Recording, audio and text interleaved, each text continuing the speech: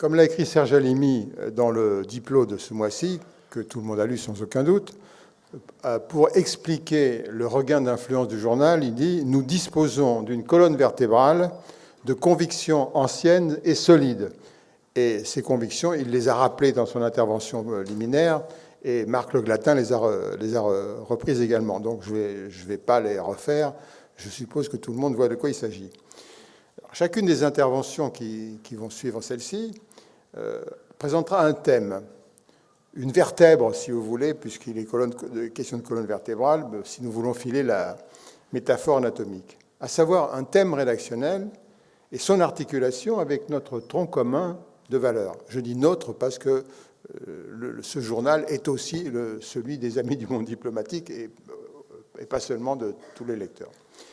La question européenne constitue à cet égard un cas d'école politique et médiatique.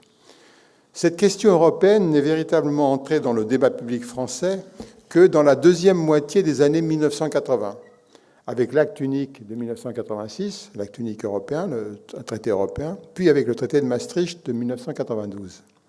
Auparavant, et cela depuis le traité de Rome de 1957, les élites politiques et administratives du continent, parce que je parle de continent parce que le Royaume-Uni n'était pas encore membre, donc ces élites politiques et administratives, principalement issues de la mouvance social-démocrate et démocrate chrétienne, ils ont considéré que se sont mis d'accord sur un principe simple.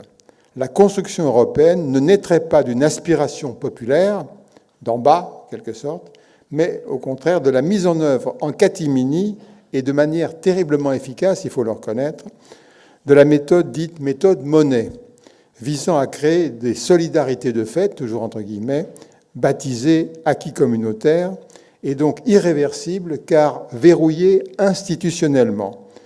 Elle se situe ainsi désormais hors de portée du suffrage universel. Ce qui pouvait se justifier dans le contexte de l'après-guerre pour lancer un processus susceptible de dépasser l'antagonisme franco-allemand a été érigé en mode d'emploi permanent en vue de tenir les citoyens à l'écart. On comprend d'ailleurs pourquoi. À l'issue de leur plein gré, s'est en effet mis en place un objet politique que Jacques Delors, président de la Commission européenne pendant 10 ans, que Jacques Delors donc avait jadis qualifié de non identifié, mais que l'histoire a rapidement permis de caractériser comme l'imposition du dogme néolibéral.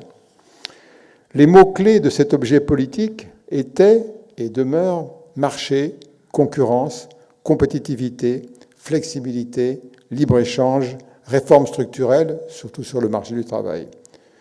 Une autre conception de l'Europe, certainement très majoritaire dans les opinions publiques, aurait pu s'incarner dans d'autres mots-clés tels que solidarité, coopération, réduction des inégalités, justice sociale. Il est significatif que les fameuses libertés fondamentales, je mets des guillemets, constamment invoquées par l'Union européenne, et notamment dans le débat sur le Brexit, ces fameuses libertés, donc, soient les libertés de circulation des capitaux, des biens et des services. À cela s'ajoute une quatrième liberté, celle de la circulation et d'établissement, mais entendue comme outil de dumping social. On le voit bien avec la position qui est prise par les gouvernements d'un certain nombre de pays de l'Est.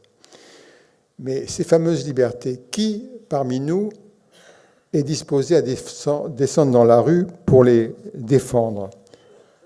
Est-ce que vous croyez vraiment que c'est un thème populaire? Je pense que personne n'a vraiment envie d'aller affronter les CRS pour défendre la liberté de circulation des capitaux.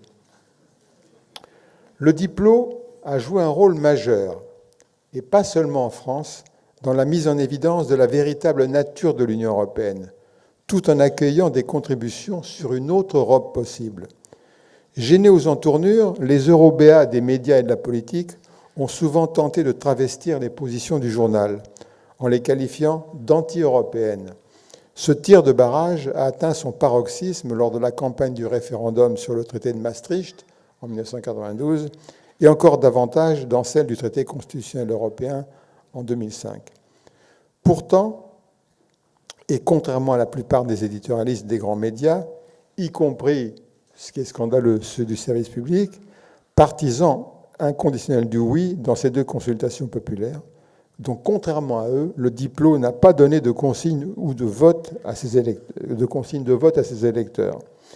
Il leur a fourni des éléments d'analyse que l'on ne trouvait pas beaucoup ailleurs et qui, soyons honnêtes, il faut le reconnaître, n'étaient sans doute pas de nature à conduire au vote oui. Je dirais volontiers que la posture de notre journal est bien résumée dans le titre du numéro 22 de mai 1994, vous voyez, c'est pas d'hier, de manière de voir. Je suppose que ce numéro a dû défiler là. Oui, je demande à Anne-Cécile qui surveille la chose.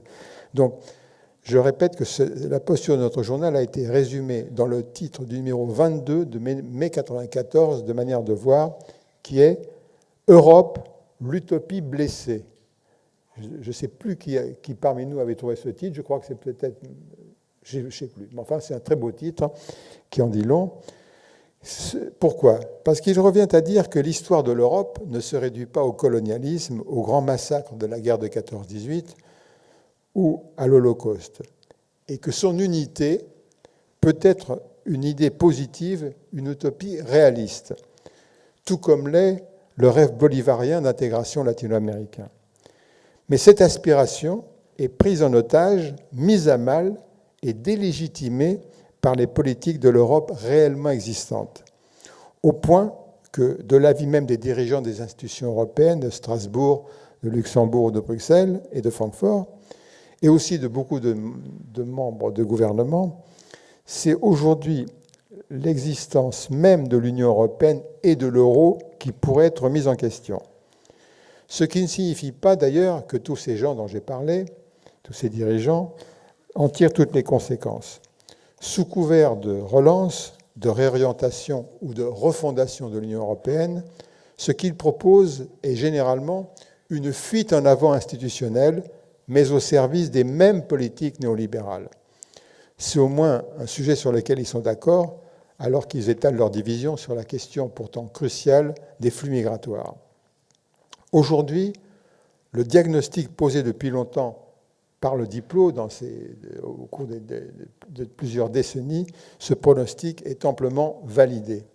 Sauf à s'accommoder d'un enlisement de l'Union européenne sans perspective alternative, la nécessité est devenue criante de redéfinir un nouveau projet européen, mais un projet qui intéresse les peuples, pour reprendre une formule de Gaulle.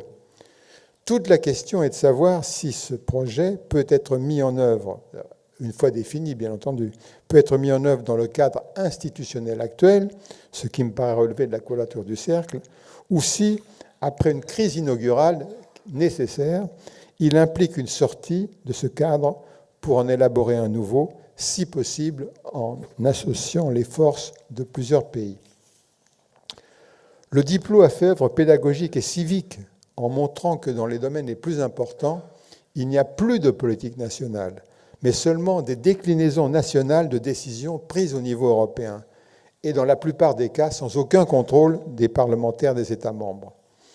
Dans ces conditions, et on arrive à une époque où ça va être important, tout programme électoral, présidentiel, législatif, sénatorial ou autre, est un attrape-nigo s'il ne commence pas par une redéfinition du contenu de l'objet politique Europe, dont nous avons parlé, et de ses relations avec les nations qui le composent.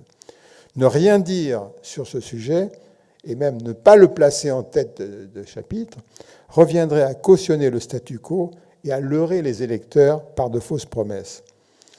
Dans la campagne des élections de l'an prochain, en France, nous verrons bien si les candidats se prêtent à cet exercice. Le Diplo pourrait les y aider, d'ailleurs, par la publication de contributions en forme de piqûres de rappel.